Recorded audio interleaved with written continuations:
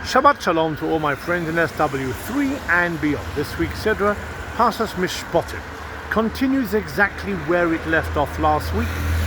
Moshe is on the Mount Sinai, having just given the children of Israel the 10 Commandments. These 10 Commandments, part of the 613, yet most of our sages take all the other 603 Commandments and incorporate them in the original 10. The 10 being the main ones, and then all other 603 being remnants and continuances of those first 10. But the first batch of commandments in this week's Sedra, and there are loads of them, are all about slavery.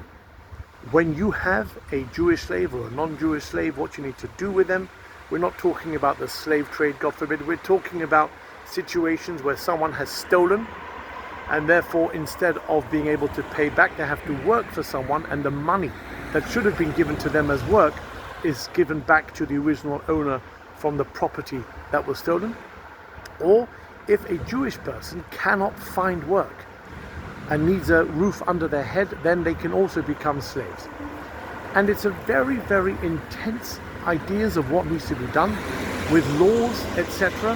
And if you like it there too much, then you obviously haven't learned your lesson and your ear is pierced.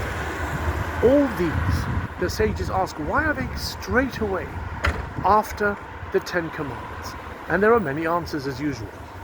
But the one that I find most pertinent and most topical is we have just left Egypt.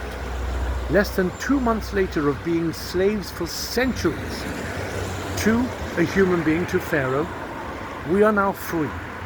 But what does freedom mean? What does freedom really mean?